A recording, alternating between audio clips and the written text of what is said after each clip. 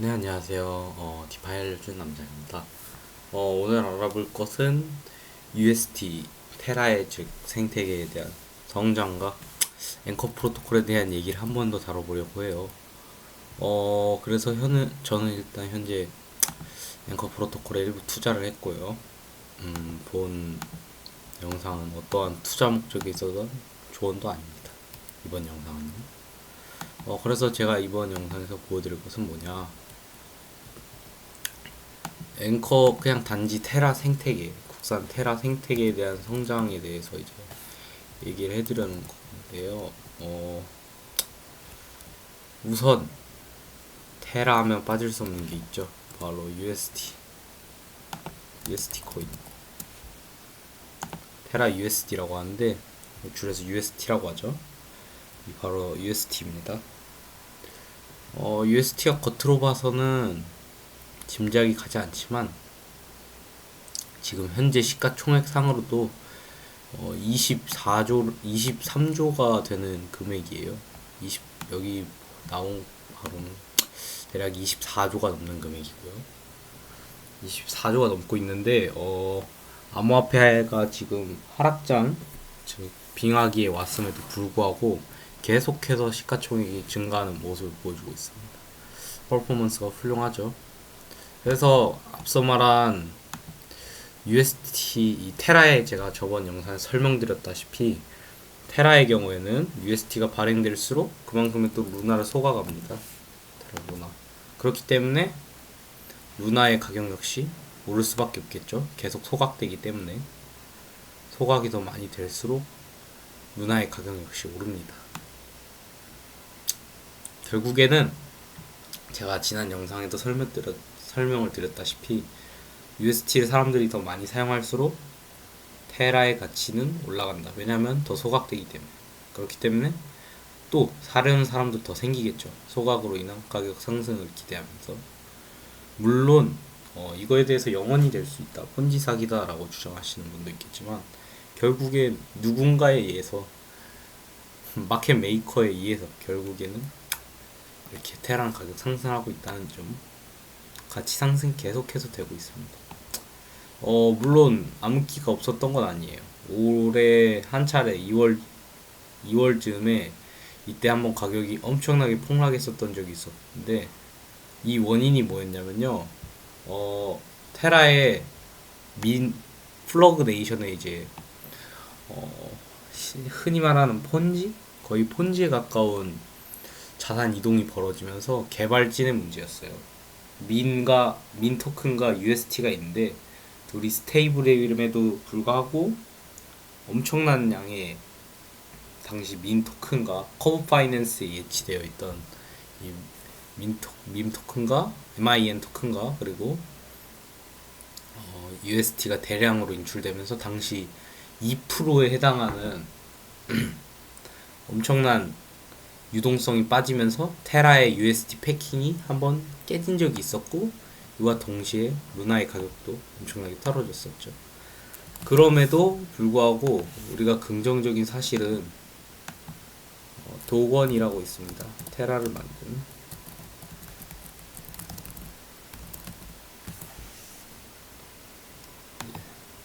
테라 공동 창시자 중 한 명이 도건이 테라 앵커에 엄청난 양의 준비금을 혼납하면서 결국에 다시 테라는 5억 달러 상당의 제가 알기로는 준비금을 낸 걸로 알고 있어요. 지금 더 내려가 봐야겠네요. 아무튼 5억 달러 상당의 테라 UST 앵커의 테라의 UST 준비금으로 5억 달러를 예치하면서 테라의 담보 부족 현상이 없어졌고 결국에 다시 UST는 1달러의 가격을 되찾은 사례도 있었죠. 그냥 알고만 계시면 좋을 것 같습니다. 그래서 최근에 이제 테라 재단에서 발표한 것이 10조 100억 달러 상당의 비트코인을 매수하겠다 라고 밝혔어요. 실제로. 그래서 현재 2,500억 상당의 비트코인을 샀다. 그리고 또 이런 여러 얘기가 나오고 있죠. 번역해서 한번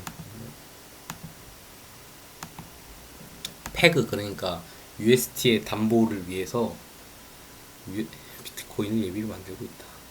지금 딥다이빙 하다 다양한 얘기는 나오고 있고요. 누나도 UST를 담보 형태로 제공하지 않고, 결국에 테라의 이 가격 안정성, UST의 가격 안정성을 잡고, 그리고 비트코인으로도 또 추가적으로 담보로 하자, 테라와 루나와 같이, 이런 얘기도 나오고 있습니다. 그래서 오늘 제가 설명해 드리고 싶은 거는 요 테라의 생태계에 관한 것도 있지만 앵커에 또 관한 거예요. 제가 저번 시간에 앵커에 그냥 이자 예치하고 받는 법만 얘기해 드렸는데, 이제 APY라고 하는 것은 복리를 통한 이자고요. Annual Percentage Yield 해가지고 복리에 관한 이자고, 현재 이자율은 19.62%를 유지하고 있고요. 제가 지금 디파짓한 금액은 3만 6천 원 정도 됩니다. 그래서 이렇게 데이별로 확인할 수가 있어요. 하루에 한 20원, 일주일이면 100원, 한 달이면 500원, 5,000원 이런 식으로 나오죠. 역시 디파짓 하는 방법도 간단하고요. 그냥 X 누르시고 하시게 되면 되는데, 이때 일부 수수료를 남겨두셔야 돼요. 하실 때 보시면 알겠지만 한 0.25 정도의, 한 우리나라 한 300원? 300원 가량의 수수료가 들기 때문에 항상 수수료로 여유롭게 그래도 한 몇 달러 정도 남겨놓으시면 좋을 것 같습니다. 현재 그래서 저는 앵커에 대해서 이제 소개해드리기 앞서서 앵커가 얼마나 성장하고 있냐, 이걸 알아야 될 거 아니에요. 앵커의 테라 비중,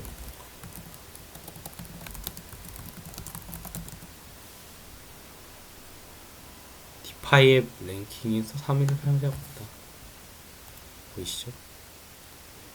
TBL이 엄청납니다.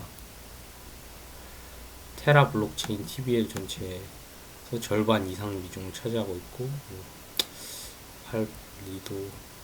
지금 리도 파이낸스도 참고로 엄청나게 인기를 끌고 있어요. 이더리움을 리도 파이낸스의 이더를 스테이킹하면은 연간 뭐 8% 이자를 준다 해가지고 엄청나게 오르고 있는데, 테라 역시 앵커 프로토콜의 의존도가 매우 큽니다.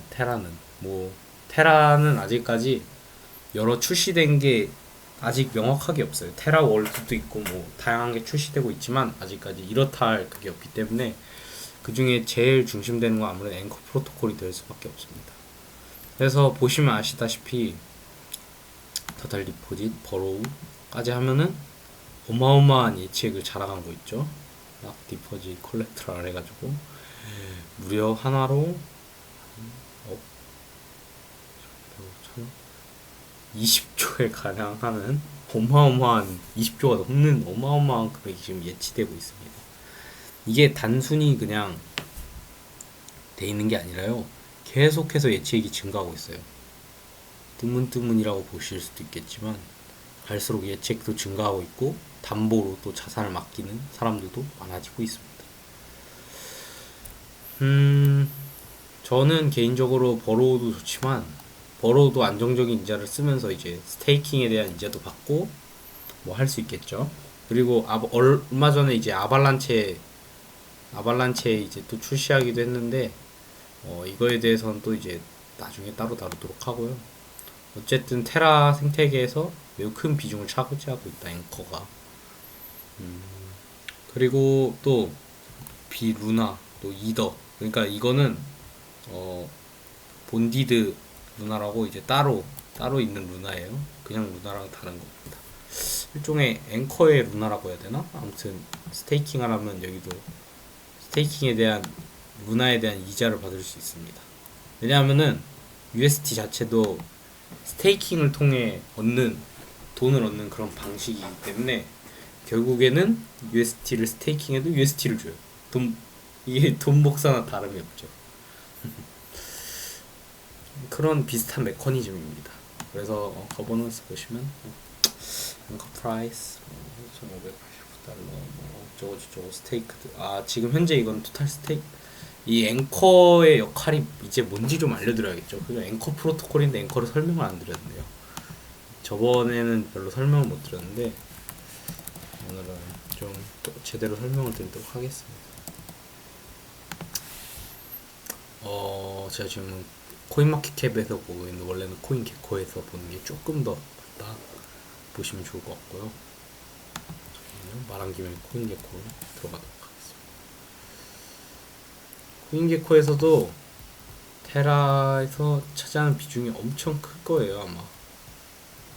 근데 안 나와 있네요.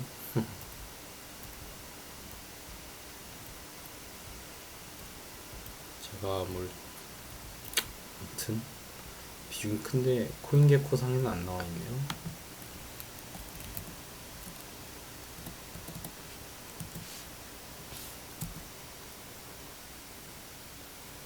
어허.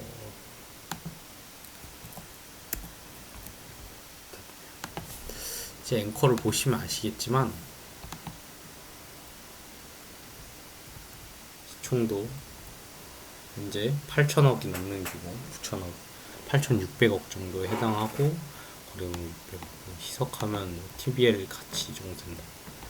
앵커는 뭐냐면요, 이제 4년 동안 선형 분배되는 메커니즘을 가졌는데, 출시된 지 이제 1년 됐습니다. 이제 1년. 아직 1년도 되지 않았어요. 정식 출시는 거의. 결국에는 이 앵커 프로토콜의 이제 앵커는 무슨 역할을 하냐. 거버넌스라는 역할을 합니다. 오늘 제가 또 깊게 또 짚어가고 싶은 내용이기도 하고요. 거버넌스라는 거 뭐냐면 투표예요, 투표.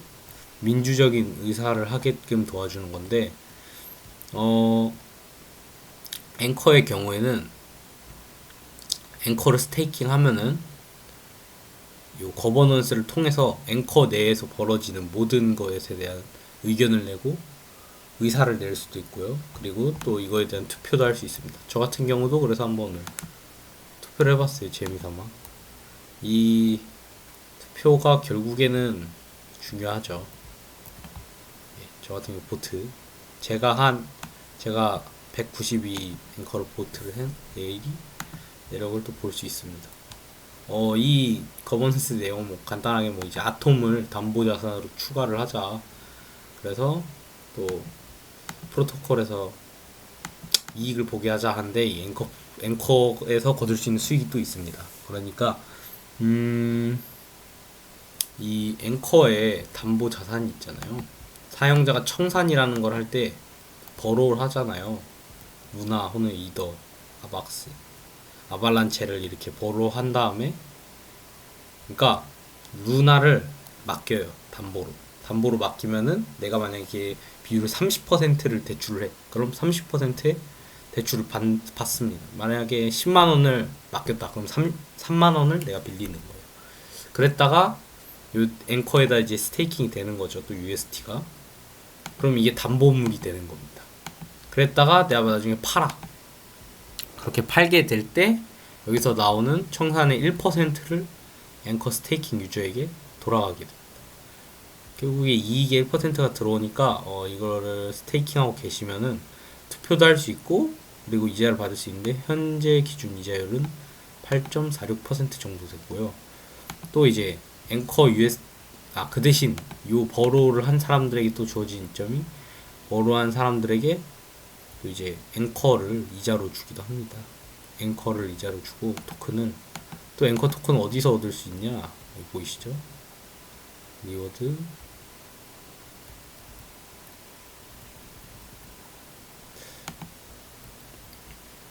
또 앵커 UST, 유동성 풀이라는 건 제가 얘기했듯이 이제 자산을 교환할 때 사용되는 건데, 요 앵커랑 UST 풀에 예치를 하셔도 연이자, 현재 기준으로 27.49% 연이자. 아마 앵커로 받을 거예요. 앵커로 또 이렇게 토큰 제가 알기로 선형 전체 분배되는 토큰의 5% 정도를 또 이제 앵커로 받으실 수 있습니다. 이 정도면 이제 된 것 같고요. 앵커의 장점이죠. 그리고 오늘 제가 궁극적으로 얘기하고 싶었던 게 있어요. 거버넌스에 관한 내용입니다. 사실 블록체인에서 제일 중요하게 여겨지는 것 중 하나가 있어요. 잠시 메모장을 켜볼게요. 갑자기 왜 이런 얘기를 하냐, 왜 이렇게 질질 끄냐, 불편하다 할 수 있는데, 웹3라고 하잖아요. 흔히 지금 웹3가 뭐냐면요. 웹1은 쉽게 말해서 사용자랑 이용자가 명확하게 조용히 있어요. 아, 그걸 제공하는 사람과 쓰는 사람 명확하게 역할이 있습니다.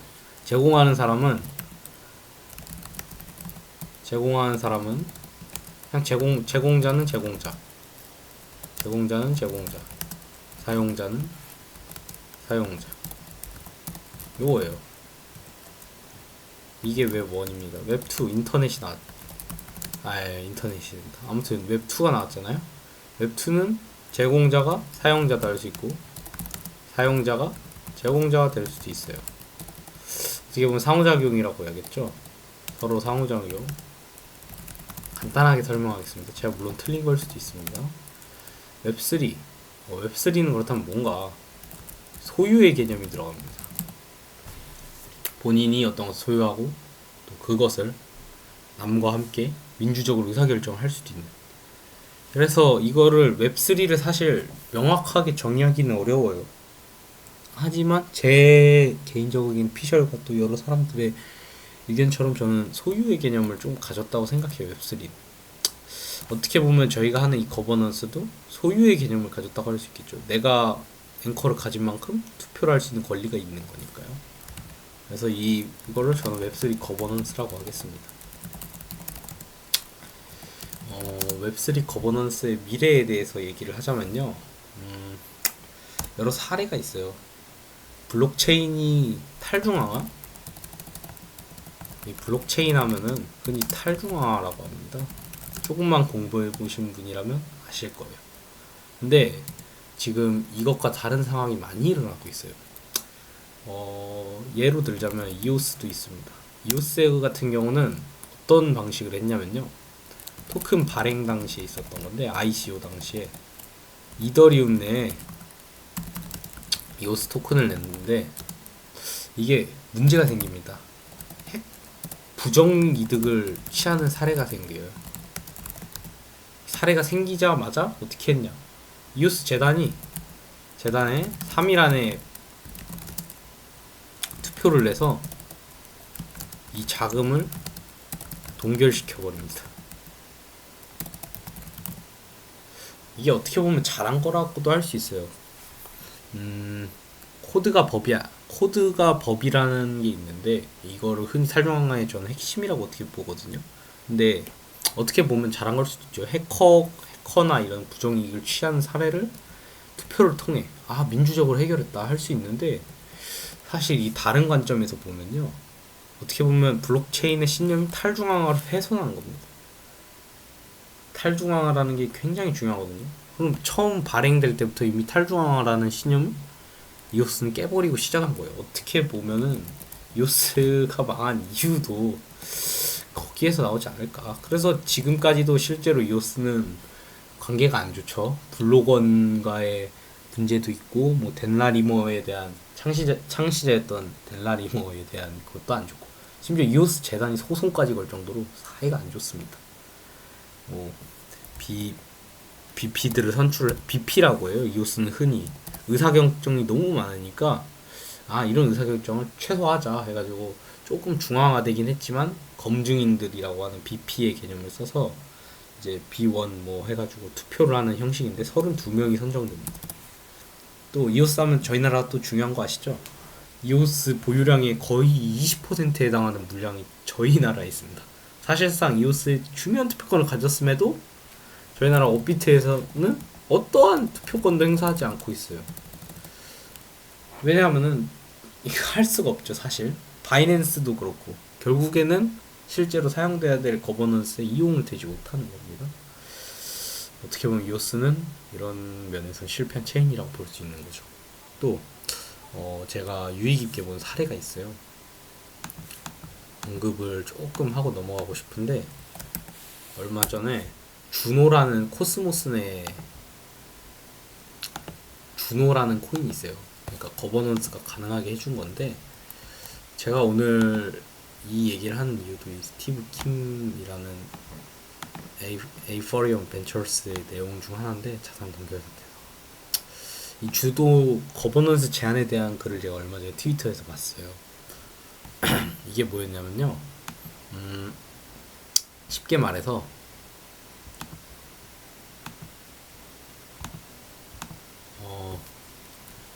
주노 사태라 주노 거버넌스 문제인데, 이거 역시 탈중앙화를 어떻게 보면 훼손한 건데, 이런 일이 일어납니다.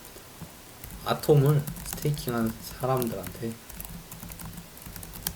주노 토큰을 분배해준다.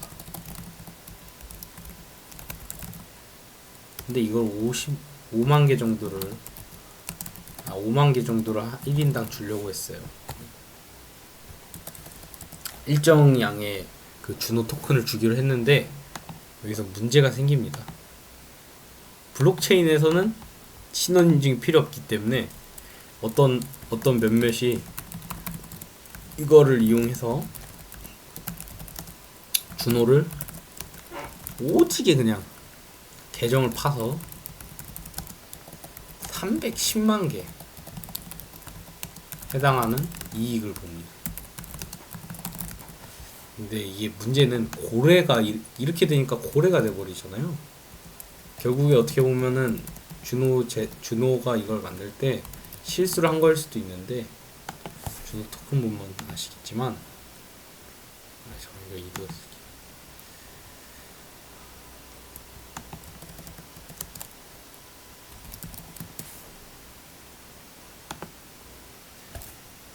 주노 보시면 코스모스가 맞나요? 네, 맞네요. 주노 보시면 31,000원이죠. 근데 이거를 무려 310만 개에 해당하는 이득을 봐요. 말이 됩니까 이게? 어떻게 보면은 부정이익을 취하고 계속 판매를 한 거죠. 계속 판매를 합니다. 그래서 이런 사태가 일어나니까 주노를 이용하는 사람들이, 그럼 이 계정을 동결을 해버리자, 말이 되냐,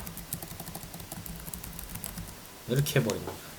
그러면서 결국에는 지금 여기 A4일 벤처스에서 반대하는 입장 내고 뭐 여러 노력을 했지만 탈중앙화를 훼손할 위협이 있어요. 그러니까 커뮤니티가 이제 행사할 수 있는 그 권리에도 제한이 있어야 되는데, 모든 네트워크 운영 권한을 다 가져버리니까 결국에 어쩔 수 없는 부분이 있어요. 물론 거버넌스에 대해서 어쩔 수 없는 부분이 있는데, 결국에는 사용자들이 이득을 제일 많이 볼 수 있어야 되잖아요. 사용자들이 이득을 볼 수 있는 방향, 스테이커들이, 그러니까 제가 만약에 앵커를 스테이킹 한다고 해보세요. 앵커를 제일 가격을 많이 올릴 수 있는 방법은 뭐겠습니까? 앵커를 많이 스테이킹한 사람한테 만약에 커브 파이낸스와 같이 앵커 너 많이 스테이킹하면 야 그만큼 이거 이자 더 많이 줄게, 디파짓 APR 2배 해줄게. 그럼 그만큼 사람들이 앵커를 사게끔 될 거예요. 거버넌스를 통해서 결정을 한다면. 그렇죠. 누구나 그럴 겁니다. 이런 게 어떻게 보면은 당연한 걸지도 모르는데, 이런 게 문제가 되는 겁니다. 반대로 너무 많은 권력을 이제 커뮤니티가 쥐게 되니까 커뮤니티가 이제 올바른 판단을 어떻게 하면 못한 거죠. 이게 결국에 동결을 해버렸어요. 동결해버리자 통과가 됐습니다. 물론 바로 하는 게 아니라 제한이 통과가 된 거기 때문에 뭐 여러 가지 과정을 거쳐서 하겠지만, 자, 그래서 얘기하고 싶은 거는 이제 탈중앙화된 거버넌스 블록체인 모두가 그렇지 않다. 구조적으로는, 기술적으로는 다 탈중앙화를 외치지만 실제로는 그렇지 않다는 거죠. 중앙화된 네트워크들이 계속해서 생각하고 구조가 중앙화돼요. 어떻게 보면 커뮤니티의 그게일 수도 있는데, 어쨌든 중앙화된 이런 네트워크들도 많이 생겨나고 있습니다. 뭐 이거를 현상이 잘못됐다 이건 아니에요. 하지만 이제 본질을 조금 사람들이 생각했으면 좋겠다는 거죠. 이 블록체인의 본질, 탈중앙화. 탈중앙화라는 이제 거의 조금 포커스를 둬야 되지 않나. 어떠한 결정에 있어서 뭔가를 당장 할 수 있는 게 아니라 후에 영향을 줄 수 있는 그런 제안을 하든지 어떻게든 탈중앙화라는 신념을 해서는 안 됩니다. 비탈릭 부테린도 언급을 하지만 99%의 자산을 한 명이 가지더라도 0.1%를 가진 사람도 투표권을 행사할 수 있어야 되고 1%의 의견도 지지를 받아야 되고 그리고 이게 어떻게 보면 탈중앙화거든요. 1%도 1% 내에서는 엄청나게 그 탈중화가 되어 있는 걸 수도 있는 거예요. 여튼 제 또 이런 개소리를 들어주셔서 감사하고 거버넌스 이제 중앙화된 거버넌스들도 등장하고 있다. 완벽하게 탈중앙화된 블록체인 또 거버넌스 웹3 거버넌스 그런 거는 슬슬 진짜 모습을 드러내고 있는 거죠. 사실 이런 거버넌스나 이런 게 그렇게 유행하지 않았어요. 커버 파이낸스 전쟁도 그렇고 사실 별로 시작된 지 그렇게 오래된 게 아닙니다. 그 때문에 저희가 할 것은 더 지켜봐야 된다. 이런 상황에 대해서 지켜보고 또 우리가 해야 될 것은 이게 이런 게 있구나. 내가 그러면은 프로토콜 내에서 의견을 낼 때 이런 걸 또 생각해야겠다. 이런 식으로 이제 블록체인에서도 약간의 지성이 필요하다고 느껴요, 솔직히. 뭐 물론 지금 제가 하는 뭐 화이트리스트 본드 아톰 이것도 결국에는 앵커 스테이커들을 위한 거거든요. 왜냐면 결국에 이익을 보는 거잖아요. 앵커 스테이커들이 이걸 대출이 청산되고 사용자들이 이걸 청산하고 하면 거기서 또 1%의 이득이 오기 때문에 결국에 이득을 얻는 거는 거버넌스 스테이킹이지 하지만 너무 지나치게 탈중앙을 훼손하지 않는 방향으로 또 이런 대안을 또 마련한 프로토콜도 생겨나야 되지 않나 이게 제 생각입니다. 예, 오늘 영상은 여기까지고요. 영상에 대한 출처를 또 저에게 새로운 또 소스를 제공해 주신 A4 벤처스 여러분께 또 감사를 표하고 싶고요. 디파이 알려준 남자는 또 내일 더 새로운 정보로 맞이하도록 하겠습니다. 예, 감사합니다.